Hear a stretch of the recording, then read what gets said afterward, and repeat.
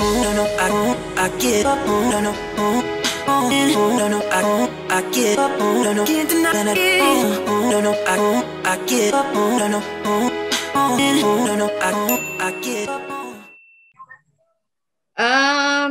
Jadi awalnya ceritanya itu ada beberapa oknum yang chat ke WhatsApp aku, terus habis itu dia menyebutkan nama orang yang aku nggak kenal, terus habis itu dia nagih bahwa tolong supaya orang disampaikan ke orang itu supaya membayarkan tagihannya karena sudah telat bayar. Aku pikir itu chat nyasar, jadi aku cuekin aja. Terus sorenya lagi ada lagi seperti itu, aku juga cuekin aja. Nah itu berlangsung berhari-hari, terus akhirnya aku memutuskan untuk ngebales. Aku bilang siapa ya mbak yang utang, aku bilang gitu kan. Teman ibu katanya gitu, nomor ibu dijadikan jaminan katanya gitu, tolong sampaikan. Oke, boleh saya tahu namanya siapa, nomor KTP-nya yang mana, ada fotonya apa enggak, lalu boleh nggak saya tahu fotonya seperti apa, coba tolong kirim ke saya. Dan akhirnya si oknum ini memberikan data yang saya minta. Tapi pas waktu saya melihat datanya, tidak ada satupun nama ataupun foto yang saya kenal, karena saya tidak kenal dengan foto yang dikirimkan. Nomor rekening yang dia kirimkan juga saya nggak kenal, foto di KTP-nya juga saya tidak kenal sama sekali. Lalu saya bilang bahwa saya tidak mengenal, jangan bohong kamu, katanya begitu. Nama Anda sudah dijadikan jaminan untuk orang ini, katanya gitu. Terus akhirnya saya nggak kenal ini siapa, tapi dia ngeyelnya bukan main. Akhirnya saya cuekin, besoknya ada nomor lain lagi dan nomor lain lagi dengan kata-kata yang berbeda, mulai kata kasar bahwa dia meminta supaya saya melunasi hutang dari orang tersebut. Dia bilang buat lo kan nggak seberapa, katanya gitu kan. Kalau seandainya nama lo ada di datanya dia, berarti dia udah percaya untuk lo melunasi hutangnya temen lo, katanya gitu. Udah pakai lo gue tuh. Terus abis itu saya bilang saya tidak kenal, saya juga tidak tahu kamu punya data saya dari mana dan kamu sudah tahu nama saya siapa. Aku bilang gitu, jelas banyak sekali orang yang punya nomor telepon saya. Terus akhirnya saya cuekin, tapi semakin hari semakin banyak sekali SMS atau WhatsApp yang masuk. Terus akhirnya saya blok-blokin. Saya blok-blokin, mereka pindah ke SMS. Giat ya. Jadi pas waktu saya blok-blokin terus mereka pindah ke SMS, saya mulai merasa terganggu. Nah tiba-tiba di chat WhatsApp tidak ada lagi nomor itu karena mungkin udah saya blok-blokin dan akhirnya mereka pindah ke SMS. Yang ngechat saya di WA mulai berbeda. Mulai preman karena bahasanya udah mulai mengancam dan sudah mulai kasar. Ini aku jelasin dari awal sampai akhir supaya mbaknya jangan tanya lagi hal yang udah aku jawab ya. Jadi ini aku ngomong didengerin supaya nanti kamu jangan nanya sesuatu yang aku udah jawab. Dan akhirnya setelah itu ada beberapa oknum lagi yang baru, yaitu yang kelihatan dari profil picture preman-preman seperti itu, tidak membayarkan hutang dari si nama yang dia tagih ini, keluarga saya diancam. Jadi kalau lu nggak bayar, keluarga lu tanggungannya. Gue bisa datang ke rumah lo dan gue habisin semua keluarga lo, yang kayak begitu. Dan saya merasa saya sudah tidak nyaman dengan ancaman-ancaman beberapa preman ini gitu kan. Akhirnya saya telepon teman saya yang polisi dan akhirnya teman saya yang polisi bilang, Naf, blok-blokin aja. Terus saya tanya apa ada undang-undangnya supaya bisa dilaporin. Ada kok, bilang gitu. Akhirnya saya angkat kasus ini di Instastory gitu. Akhirnya ternyata bukan cuma aku doang, ternyata kayak manajer aku juga kena, teman-teman aku yang lain juga pernah ngalamin hal yang serupa. Bahkan baru-baru ini pun mereka malah lebih sering mengalami hal ini dibandingkan dulu. Karena mungkin sekarang lagi masa pandemi kali ya, jadi kayak mereka gencar banget atau gimana, aku nggak tahu. Tapi Mbak ngalamin ini kayak sempat mikir gak sih Mbak, ini sebenarnya kelakuan siapa gitu? ada Iya, yang dia nggak iya. suka sama Mbak gitu. Iya, iya. Jadi aku sempat tanya di seluruh keluarga aku, kalian ada utang-utang pinjol atau enggak? Siapa tahu mungkin ada saudara jauh atau siapa gitu yang perlu dibantu, biar aku bantu. Ayo, aku bilang gitu kan. Siapa? Tapi tidak ada satupun yang bilang bahwa mereka itu pinjol. Dan akhirnya aku juga tanya seluruh pegawai aku di rumah, kalian kenal nggak sama ini? Kalian pernah punya kasus pinjol apa enggak? Kalian punya masalah dengan pinjol apa enggak? Nggak ada satupun yang bilang, iya saya pernah. Ini kamu kenal apa enggak? Ini temenmu atau enggak yang lagi punya masalah ini? Dan mereka bilang enggak. Gitu. Sampai ribut di rumah aku. Jadi rame karena kan nggak enak ya diancam-ancam kayak gitu. Karena di rumah aku kan semuanya cewek, Mbak.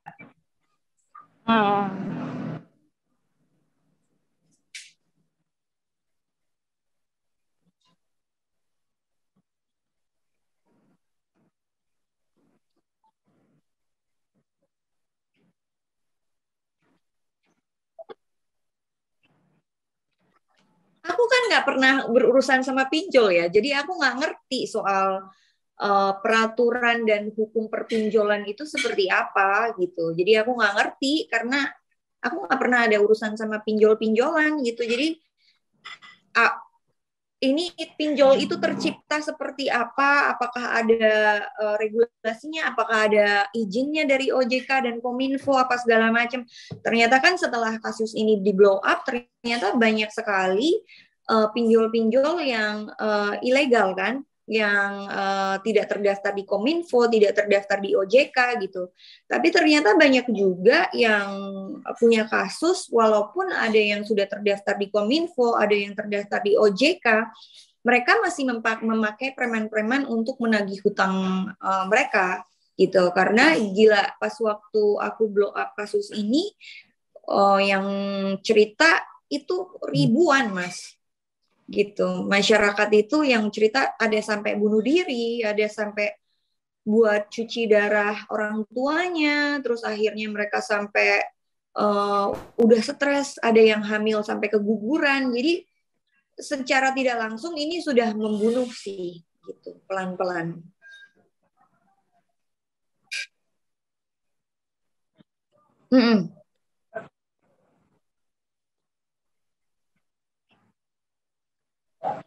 Iya, cuman pas waktu itu kan aku nggak nanya yang terlalu seriusnya, aku cuma nanya-nanya biasa aja gitu, kayak bukan belum punya niatan aku blow up nih gitu atau aku posting aja nih belum ada gitu. Jadi kayak cuman ini ada hukumnya nggak sih? Udah blok-blokin aja gitu, kayak gitu-gitu gitu. Tapi pasti kalau udah kayak begini pasti ada tindakannya gitu. Cuman kan aku emang nggak mau menindak yang kayak begitu. Maksudnya karena ini kasus kan bukan suatu kasus yang kecil gitu kan, yang besar. Jadi ini dibutuhkan pemerintah yang ambil tindakan gitu.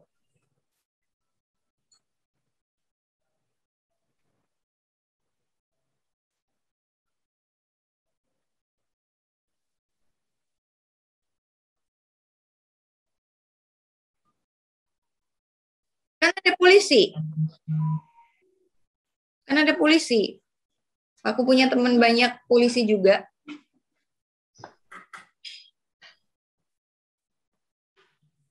Oke. Tapi Mbak waktu pas apa di teror kayak gitu kan apa pasti kan shock gitu ya. Itu Mbak gimana sih maksudnya menenangkan, apalagi kan maksudnya kan kalau satu pinjol aja tuh orang di teror gitu kan nggak nyaman ya. Ini juga banyak gitu. Menenang dirinya gimana sih? Menenangin diri kemarin sih enggak, aku merasa terganggu, udah merasa terganggu aja diancem-ancem kayak begitu. Tapi kan itu kemarin terus aku googling kan, itu kan ada undang-undangnya. Kalau seandainya mereka tidak berhak untuk menyebarkan data gitu. Kalau seandainya mereka menyebarkan data dan terbukti menyebarkan data kan mereka mendapatkan itu ada undang-undangnya kok. Kan aku ancam kalau masih terus-terusan masih terus-terusan WhatsApp aku ataupun masih terus-terusan SMS aku pasti ngambil tindakan karena ada kan dia mengatasnamakan adalah ini nama pinjolnya apa gitu. Mbak Nafa berarti bisa dikatakan pinjol itu salah sasaran ya Mbak, akhirnya nagihnya ke Mbak atau gimana sih Mbak yang pinjol itu Mbak? Kenapa? Ya, yang pinjol itu awalnya itu memang salah sasaran akhirnya komunikasi ke Mbak atau seperti apa sih Mbak awalnya itu pinjol-pinjol itu Mbak, makanya akhirnya Mbak dikontekin di WhatsApp gitu Mbak? Saya nggak tahu kalau itu. Oh, oke. Nah, ini kan bisa dikatakan banyak juga nih Mbak ya, yang akhirnya kejebak gitu kan ya, yang kejebak, yang memang awalnya membutuhkan, tatonya malah jadi tambah rumit gitu Mbak. Nah, ini bisa dikatakan jadi solusi nggak sih Mbak, menurut Mbak sendiri pinjol ini Mbak? Mungkin gini loh, dalam kondisi lagi PPKM seperti ini, perusahaan-perusahaan juga sedang tidak menerima pegawai baru atau kerja baru, banyak pegawai yang di PHK atau dirumahkan, dan masih banyak sekali perusahaan-perusahaan, rumah makan ataupun perkantoran yang masih tutup karena PPKM yang diperpanjang demi bulan, demi bulan, demi bulan, demi bulan. Bahkan kita udah mengalami kondisi seperti ini hampir sudah 2 tahun. Di mana 2 tahun itu mungkin kalau yang punya investasi itu aman-aman aja gitu kan, hidup masih bisa, kita masih bisa makan, kita masih bisa hidup lah itu. Tapi kalau untuk kayak pegawai yang gajinya UMR gitu kan, mereka mau dapat gaji dari mana? Mereka mau dapat uang dari mana? Mungkin mereka punya tanggungan keluarga, mungkin mereka punya tanggungan orang tua yang lagi sakit, anak yang harus dikasih susu, dan masih banyak lagi. Mungkin mereka punya cicilan motor atau rumah, atau anak yang sekolah yang sekarang daring, tapi masih harus bayar sekolah, tapi punya penghasilan apa-apa, gitu kan. Akhirnya mungkin mereka berpikir bahwa ini adalah suatu solusi untuk bisa menutupi harian mereka, seperti membeli susu atau memberi bahan makanan untuk hari-hari. Tapi jahatnya, di mana mungkin mereka mengatasnamakan pinjol ini adalah solusi. Tapi sebenarnya buat saya bukan solusi kalau seandainya mereka memberikan bunga sampai 4% dalam waktu 1 hari. Itu yang dari kemarin gara-gara kasus ini terblow up, akhirnya saya langsung mendapatkan data bahwa banyak sekali, ada yang 1 hari bunganya 1%, ada yang 1 hari bunganya 4%, bahkan ada yang 1 hari bunganya bisa sampai 10%. Jadi kayak mereka pinjam 1 juta, tapi tiba-tiba bisa jadi 10 juta. Itu kan membunuh ya. Udah orang nggak punya kerjaan, nggak punya pemasukan, nggak punya minjem, tapi disikat nih sama bunga-bunganya gitu. Akhirnya mereka kenapa banyak sekali masyarakat yang terjatuh dalam dunia pinjol. Mereka pinjam satu tempat pinjol, mereka pinjam lagi di pinjol B, pinjol C, pinjol sih? Pinjol D sampai Z, akhirnya untuk menggali lubang dan tutup lubang gitu. Buat saya itu bukan suatu solusi sih gitu. Saya rasa itu membunuh sih.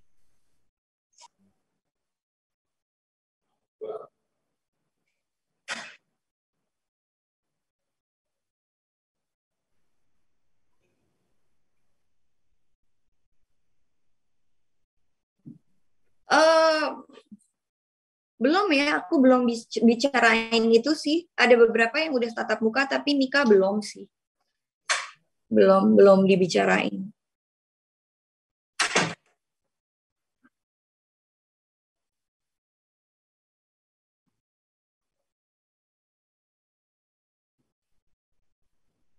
Itu sendiri aku masih belum pikirin ya. Tapi sekarang ini kalau mau bicara soal di luar kepinjolan ini, yaitu kasus soal COVID ya. Sekarang kan udah menurun ya, lumayan menurun banyak juga gitu. Jadi selama semuanya udah vaksin sih udah gitu. Tapi anak kecil kan belum boleh vaksin ya. Jadi aku masih mikir juga. Ya nanti kan kalau kayak begitu kan nanti akan ada pembicaraan di grup ibu-ibu, di orang tua gitu, enaknya seperti apa gitu. Kalau sekarang aku masih belum bisa jawab sih gitu.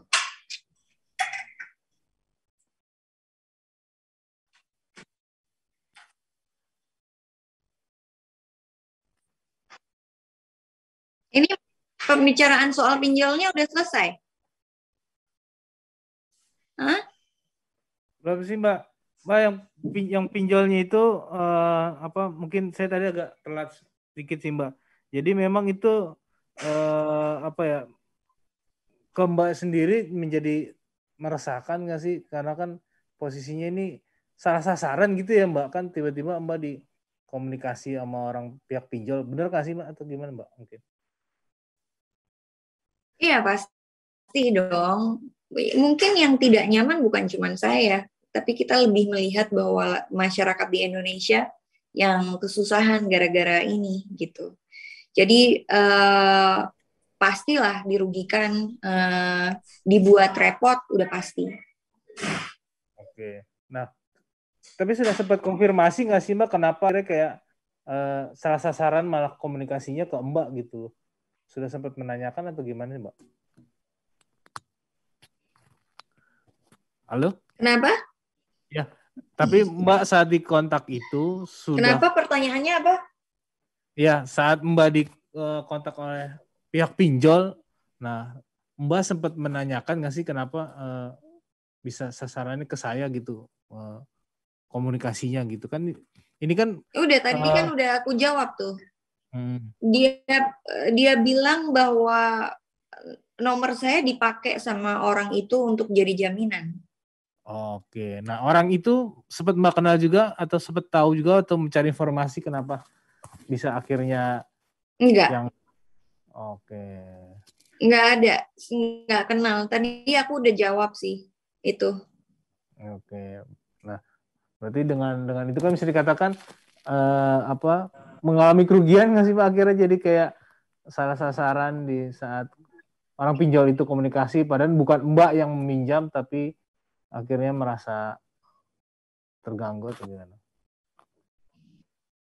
Iya. Kamu baru ikut ya? Iya, saya tadi baru masuk Pak, makanya tadi saya bilang maaf saya agak telat gitu. Iya. Aku tuh orangnya suka males ngulang lagi. Oh gitu. Oke. Ini tapi direkam kan? Iya, dari ini direkam. yang pertama tadi.